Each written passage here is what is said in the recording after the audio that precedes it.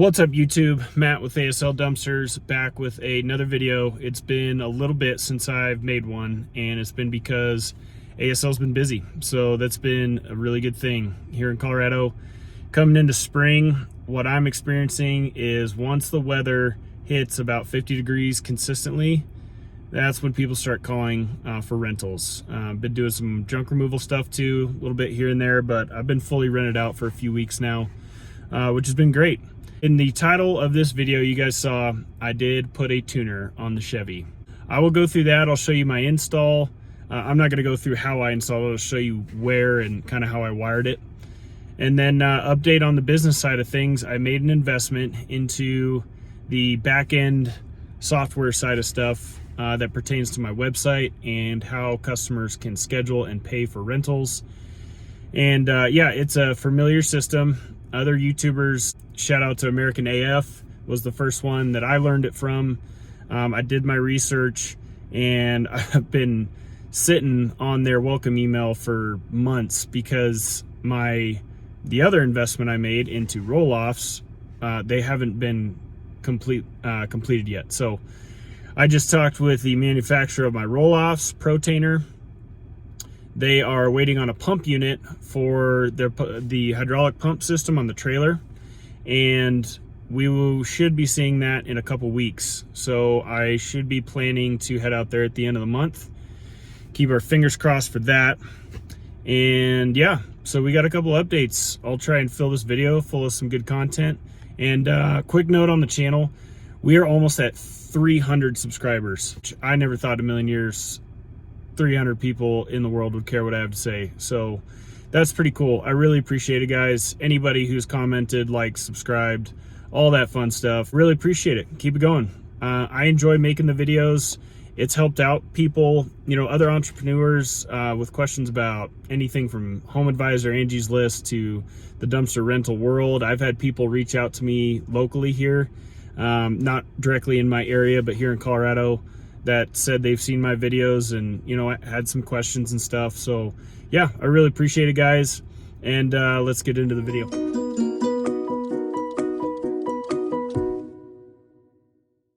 All right, guys, welcome back. We are in the garage, and the weather outside is horrible. It's actually a couple days later after I filmed that intro, but I thought I'd bring you in here, get you out of the wind. Hopefully the sound is okay, but I will show you the tuner that I put on my 2022 Chevy 2500 L5P Duramax. It is an inline tuner, and it's from Banks. So yes, it is the Banks Derringer tuner. I had already had a monitor from my previous truck, my 2019 Ram Cummins, because I had a pedal monster on it. So I used that iDash. I updated the software to it so it could support the 2022 Derringer.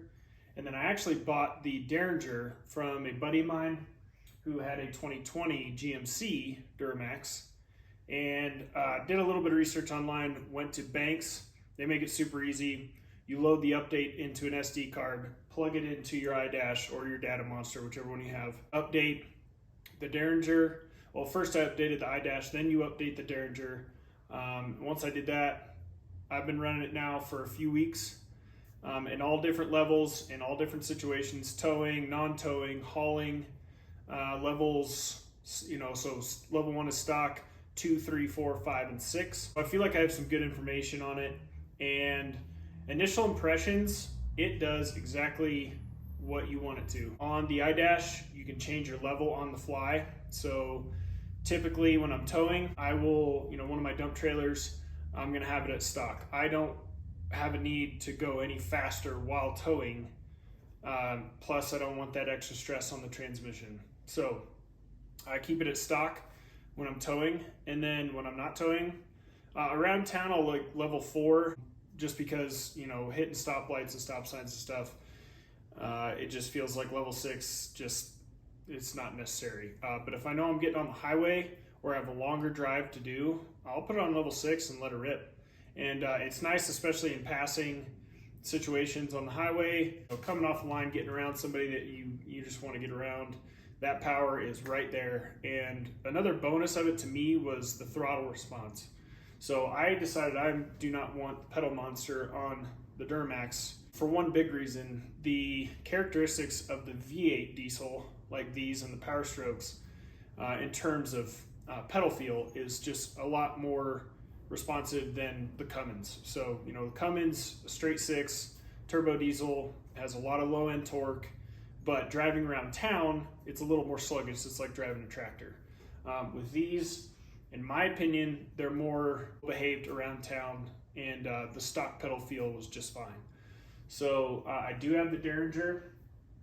I'm going to grab the camera here in a second and show you how I wired it in. Okay, so we are underneath the hood here, and you can tell over on the right there is the Derringer module. So I have had zero check engine lights, nothing before and after the install. I'm not too worried about, you know, dealerships and stuff because this is under warranty. And I'll just show you quickly how it plugs in. If you want a full install video, I would recommend going to Banks Power website. They have a full install. They show you how all the clips work, the best way to run your wiring harness, all that, which is, I basically just followed that. What you do is you unplug, you know, your negatives on both your batteries here and here. And then it takes two plugs. So again, this is an inline tuner. You are not changing any CPU parameters. You're not unlocking anything. So that's the nice thing. That's why I chose an inline tuner like this or a Pulsar, is they're an inline tuner. So you can pull them off. If you have major warranty work and you're worried about what the dealership's gonna say, pull it off. Unplug your batteries, pull it off, plug your sensors back in, and you're done. That's it. Up here, you have two plugs, and they're kind of sitting on top of each other. But one is a fuel rail pressure, which is this one right here. And let me see if I can get a little better angle. So this plug right here, fuel rail pressure, FRP, and these are labeled. They have labels on the wires to show you which ones go to where. The plugins themselves are different, so it's hard to screw it up, but they do label it just so you feel better about it. And then behind there, so you see my T-map spacer. I have that install video on that as well. Check that out. But your T-map plug-in, unplug it from your stock position, plug the tuner into it, plug it back in. And then that wiring harness, I basically followed the stock position across the motor, across the engine bay, came up behind the battery over here, and yeah. And so for right now, this is not totally permanent, but I zip tied it pretty secure. Thing's not going anywhere to that breather tube there. But yeah, I mean, under the hood, it's as simple as can be. You plug your two sensors in there, run your wiring harness across, zip tie everything, and you're done. So on this Derringer model, if you don't know, this is an indicator light. If you're experiencing any issues or you're under the hood and you want to check it, you know, when this is flashing or showing green, you're good. If it's doing basically anything else, you probably need to either do an update or just unplug it and reset it. You know, it sits here pretty well. I like the way it looks. You know, I'm not worried about the dealerships here. They're pretty friendly, at least the ones I've dealt with here in Colorado. And so how it ties into the cab, I ran it the easy way. There's two ways really. One, you can route it back down and through grommets under the through the firewall, and then get up underneath on the, you know, behind your pedals and pull it through that way. It's a lot more difficult, but it is more secure and it protects it from the weather. Because I wasn't sure if I was going to keep this, I ran it the lazy way and ran it through here across the door jamb and tucked it there. So I mean, it does rub the door just a little bit there, you know, but it's loose. It's not like it's super tight, gonna break. And then get it up into this panel. You just pull this panel off, run it up here. Comes up. So one of these is for the iDash itself, and then the other one comes from the Derringer. They both plug into your iDash. And then that iDash one comes down here. It follows the same route, but then it breaks this way. And I actually have a splitter for my OBD2 because I installed power running boards. So I do have a splitter tucked back here, but it plugs into your OBD2 port, and that's how it senses everything for your tranny and your motor. And if anything goes wrong, it basically takes you automatically back to stock power, protects your drivetrain. So that's it, guys. Derringer tuner, super easy install. And I will say, let me turn this camera around. I will say that, like I said before, it gave me exactly what I was looking for in terms of performance. You turn it up to level 6, it gives you all the power you want, and this is obviously emissions intact. Banks doesn't do, at least publicly on the market, they don't do any non-emissions tuning. So this tuner is fully emissions legal, all 50 states. And with that iDash, I keep it on a basically an 8-point monitor setting. So I monitor everything from the lift pump in the fuel tank to fuel rail pressure, EGTs obviously. I monitor manifold air pressure percentage, so it's relative to ambient air pressure, along with a few other things, key stuff that I like to watch, especially as much towing as I do. So I watch the soot level percentage in my DPF, and yeah, I mean, it's as far as my experience goes, I've ran it for a few thousand miles now, and it has given me everything I want to do. You turn it up to level 6 when you want the power, turn it down to level, stock level, level 0, level 1 when you don't want it, when you're towing. You can do it on the fly right there from your iDash. Let me show you real quick what I mean when I say turning it up and down. It is, so when this thing is on, you literally hit up to go up to level 2, 3, 4, 5, 6, and down for stock. That's it. If you want to change settings and colors, you can do that through the menu, but that's for another video. But yeah, Banks makes it super simple, and I've really enjoyed it. It makes it fun to drive when I'm not towing, and the monitor itself helps me keep eyes on parameters that I want to watch while I'm towing. So yeah, I'll check back in here in a second, and we'll go through a little bit of stuff on the business side. So on the ASL dumpster side of the business, our dumpster rental company that we run, I went ahead and made the decision to invest in some online payment and scheduling software and website help. So this company, DRS Dumpster Rental Systems, they're based in Texas. They also have a sister company called Event Rental Systems, ERS.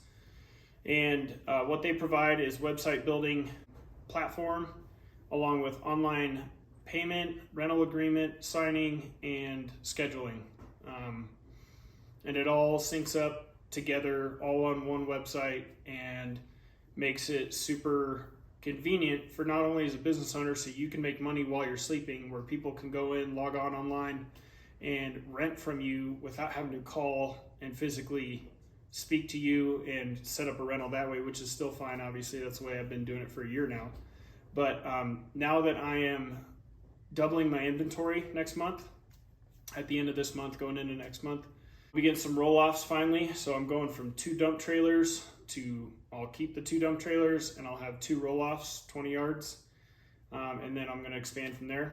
Even so, even only going from 2 to 4, being able to track that manually in a schedule, taking all the phone calls, talking with customers, doing operations, going to the landfill, back-end admin work, everything with that. Once you get over that 2 or 3 can inventory level, it just becomes a little too much, in my opinion. So that's why I'm hiring some help us expand. So my mindset behind it is I want to stay ahead of the curve as far as expansion. So when you scale a business, you want your systems in place to be ahead of what your business income is expected to be, in terms of how many clients you're going to have, how many rentals you're going to be servicing. DRS Dumpster Rental Systems is going to be helping me do that. If you guys have any questions, I would suggest reaching out to Natasha Childers, I hope I'm saying that right, from Dumpster Rental Systems. Very, very helpful. I'll put a link in there to their website below. American AF Dumpsters uses them. I know a couple other guys that make YouTube videos use them, and I've heard nothing but good things. So they've been very fair to me. They've honored prices that they quoted me last year, and they're honoring those now that it's middle of April 2022, and they quoted me at the end of 21, and they're honoring all those prices. So they also have in-person swipe card payment ability. So a Square payment reader, basically, they have that capability.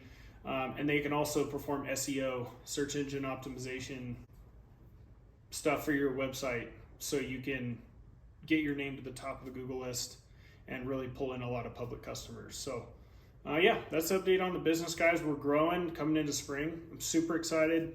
We're almost at 300 subscribers. I really appreciate everybody that's I've gotten a lot of good feedback lately. I really appreciate it, and we'll see you next time.